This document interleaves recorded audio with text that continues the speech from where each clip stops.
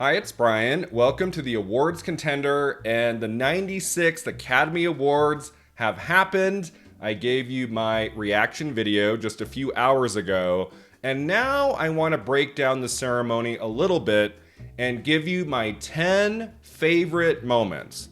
What were the 10 moments from the show I thought were really spectacular, that made me smile, made me laugh, that got me to jump out of my seat and cheer? Like, what did I truly love at the 96 Academy Awards? This is my top 10 list, which I gave you last year about the 95th ceremony. Now, before I begin, the one thing I don't have on my list, I'm kind of shocked by, is the acting Oscar presentations, where previous winners came out and talked about all of the acting nominees. That was my favorite part of my all-time favorite modern ceremony, the 2009 Oscars, the year that like Kate Winslet won Best Actress and Sean Penn won Best Actor. I was really excited about that format coming back this year, but at the end of the day, it was kind of a womp womp. It was underwhelming, oddly, because I was so excited about it. Like, there were some great legendary stars, to be sure, but it was kind of rushed this year, and it didn't have the same gravitas it had in '09. I don't know. So sadly, that element of this year's ceremony did not make my list, but I've got some really fun choices here. The top 10 moments at the 96 Academy Awards. Let's do this. Number 10, Steven Spielberg, underrated comedian. You know, sometimes I think Steven Spielberg should be an actor in movies. Like, there is something kind of charming about him. And here and there throughout the decades at award shows, he can be very funny. He has very good comic timing, as he proved at this ceremony. That joke that Kate McKinnon and America Ferrera were doing about, like, is Jurassic Park real? Were the dinosaurs real in those movies? It was okay, but then the comedy bit stuck the landing with that joke of Kate McKinnon accidentally sending nudes to Steven Spielberg. And the cut to Spielberg and him pointing at himself and looking annoyingly into the camera was comic perfection. It was one of the biggest laughs I had the whole night, and it came from Steven Spielberg. Like, he can be very, very funny. And so yes, this moment, which I thought was fantastic, does make my list. Number 9, Best Adapted Screenplay, Jefferson. This was a fantastic win for American Fiction. I'm so happy that terrific film won something, and to win in screenplay felt right, so that was really cool. But the moment from Jefferson's speech I really responded to was what he said about, let's stop making just one $200 million movie. How about we break that up and make a bunch of $10 million movies, a bunch of $5 million movies. I have always believed that. I would much rather have really talented writers and directors and producers given $5 or $10 million to make a bunch of movies, rather than we just put all of our eggs in one basket on one giant, mega behemoth, $200 million film that may or may not be good. Like, I've always believed that. I know it's been more difficult in recent years, especially I would say in the last decade, to get those kind of like mid-tier movies, $20 million, $25 million, like adult dramas. We don't get those very much anymore, the way we did like in the 1980s and 90s and things, like when I was growing up. We got those movies every weekend, man. So yeah, I've always wanted those kind of mid-tier movies to come back to theaters, and I'm so happy Jefferson talked about it in his speech. Number 8, the comic banter between Emily Blunt and Ryan Gosling. Now, in terms of the clips I have watched from the ceremony the most, like on repeat in recent hours, one of them is that comic banter between Blunt and Gosling when they were on stage together and talking about Barbenheimer, and they kept one-upping each other. Lots of shots of the crowd of Robert Downey Jr. and Margot Robbie. I mean, there was so much talk of Barbenheimer in July, August, and beyond, and for them to kind of poke fun at it was really great. And also, I was impressed in that their pairing was also very subtly promoting their upcoming movie, The Fall Guy, which comes out on May 3rd. But instead of like last year when there was that obvious advertisement for The Little Mermaid, which I felt was really strange and awkward, I like that they didn't really mention The Fall Guy and it was more of a comic bit. I have watched this clip at least 3 or 4 times and I find it extremely amusing. It makes my list for sure. Number 7, Best Actor, Cillian Murphy. How cool was it to finally see the great Cillian Murphy win an Academy Award? It feels like he should have been nominated for something before Oppenheimer, but weirdly never was. And so at the beginning of the award season, I wasn't sure how well he was going to do. It wasn't the showiest performance in the category. And so I was just so thrilled that basically after his loss at Critics' Choice to Paul Giamatti, he won everywhere else he needed to, at Golden Globes, at SAG, at BAFTA, and by Oscar night, there was zero suspense in this category. I mean, there's always a chance at a surprise here and there, but I feel like in the modern age, if you win Golden Globe and BAFTA and SAG, it's over. Like you're gonna win the Oscar. And so yeah, that was clearly one of the best moments of the show, to see Cillian Murphy become an Academy Award winner. Lovely speech. I love that he took the time to shake everyone's hands on stage and really take in the moments. I mean, Cillian Murphy has been doing great work for decades. I'm so thrilled he's finally been recognized with a very well-deserved Oscar win. Number 6, Messi the dog from Anatomy of a Fall. I mean, it's been an interesting few days. For a brief moment there, we thought Messi was not going to the Oscars because the dog went to the Oscar nominees luncheon. And then apparently some studios were not happy about that. They thought that was giving like free awards campaigning publicity to Anatomy of a Fall over their titles. That story came out and that story said Messi will not be attending the Oscars. And I was like, come on, the dog has to be there. So when early Sunday I found out the dog was there, I was excited. And then, I mean, it was great to see him be part of some comedy bits. And like we would cut to Messi here and there, but there was that one shot. I think it's after Robert Downey Jr. wins the Oscar, and it cuts to Messi clapping, and it's just like, what? And it's so silly and stupid and fantastic. And have since learned that that was pre-recorded. There's a guy under a seat, like with the fake dog arms and things. Like, we all knew it wasn't real, but I did think it was happening in the moments because we were cutting around to different reactions, like Ryan Gosling, and then the dog was a part of it, and I was like, okay.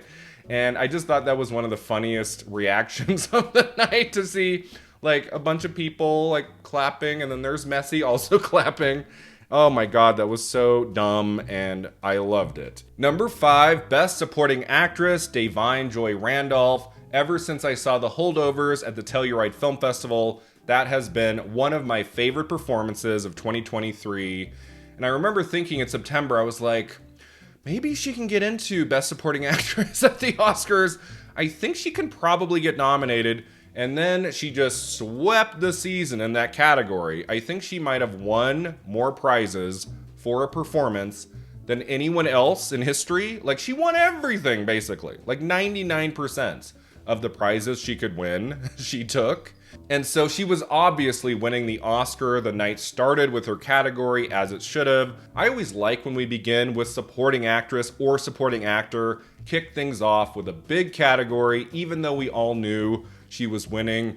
It was still a great moment. I mean, she was already tearing up before she won. And her speech was one of my favorites of the night. I did get a little teary-eyed. It was very emotional, maybe the most emotional speech of anybody. What a phenomenal performance she gave in The Holdovers, and what a phenomenal win this is for Best Supporting Actress. Da'Vine Joy Randolph, I cannot wait to see what you do next. Number 4 was the Batman reunion with Arnold Schwarzenegger and Danny DeVito and Michael Keaton. That was really cool. I am a huge fan of all the Batman movies, even the lesser ones. Yes, even Batman and Robin I have fun with, even though I recognize it is a pretty terrible movie. Like, I enjoy those Batman movies from Tim Burton and Joel Schumacher and Christopher Nolan, obviously, going all the way to The Batman from 2022, which I thought was fantastic, and it made my top 10 list of the year.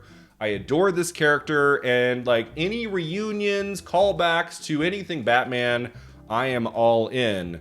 So seeing first Schwarzenegger with DeVito, his co-star in both Twins and Junior, was fun. But then when they started into the Batman banter back and forth, I was like, oh right, like it's Batman Returns and Batman and Robin.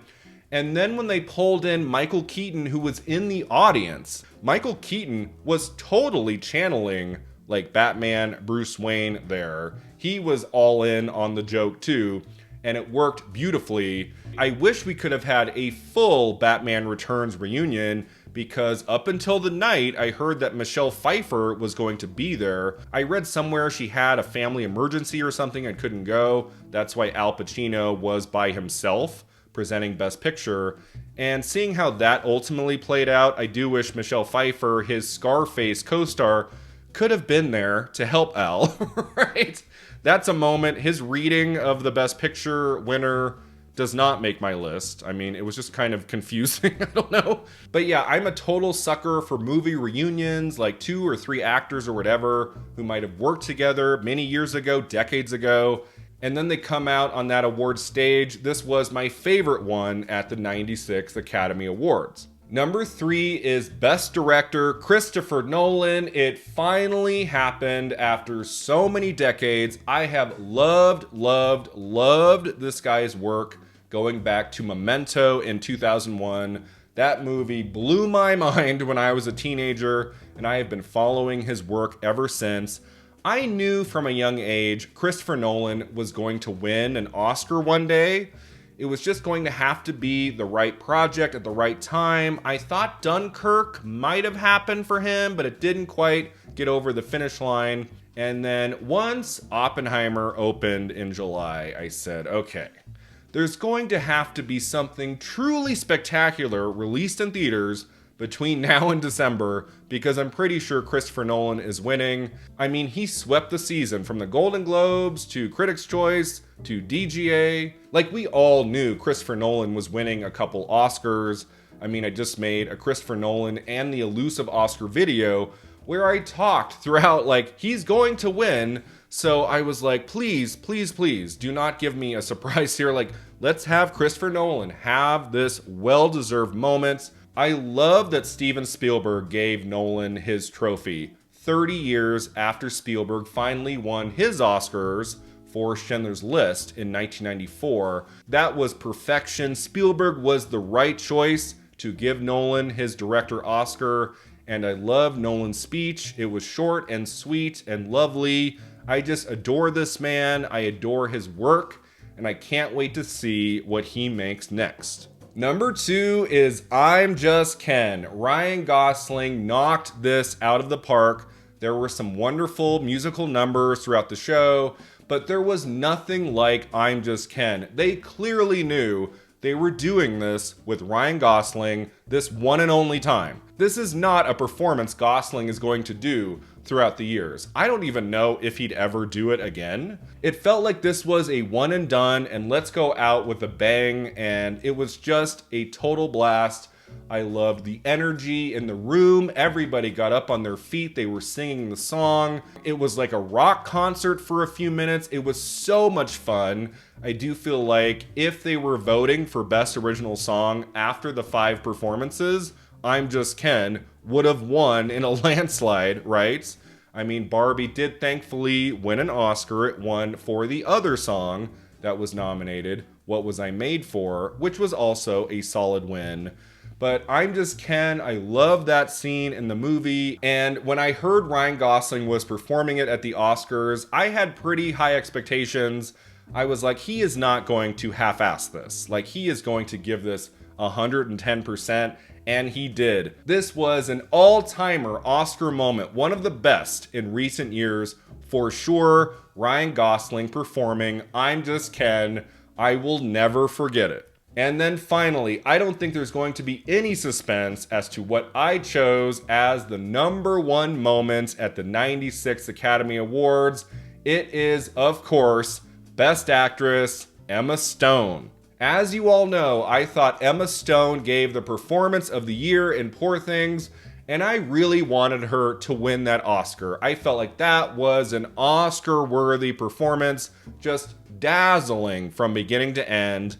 And what kind of makes it number one was the unpredictability factor. We weren't sure who was winning Best Actress. Most people were predicting Lily Gladstone for Killers of the Flower Moon after she won at SAG, but I refused. I refused to be swayed from Emma Stone all the way to the end. I was like, it could be Gladstone, but I was feeling pretty confident Emma Stone could do it, especially when makeup and costume and production design went to Poor Things. I went, okay, like, I think it's happening. And when Michelle Yeoh said Emma Stone as the winner of Best Actress, I jumped up and cheered. I was so happy. I got my prediction right. My favorite performance of 2023 won. And I have since watched her wonderful speech like 4 or 5 times. It is so great. It's the perfect Emma Stone acceptance speech. She's very loving to her fellow nominees. She makes it about so much more than herself, celebrating the cast and the crew of Poor Things. I love what she said about her family and her daughter. It was so emotional and touching and real. And because it's Emma Stone, there has to be some humor in the moment too, and everything to do with her dress, which she kind of opened and closed her speech with. It was like Emma Stone perfection. It was such a great speech. I will be watching it over and over throughout the days and weeks and months and years to come. I mean, I really liked her Oscar win for La La Land in 2017, but this Best Actress win for Emma Stone in Poor Things is an all-timer. I think this is one of the Best Actress victories we have had in many, many, many years, if not decades. And I am just thrilled for her. I'm so happy this happened. It was very well deserved. And so at the end of the day, even though I did love a lot of moments throughout the ceremony, my number one favorite moment at the 96th Academy Awards was Emma Stone winning Best Actress for Poor Things. Thanks so much for watching and subscribing, and let me know in the comments below what were your favorite moments from this year's Oscars. Is there anything you think I left off the list? We'll see you next time at the Awards Contender.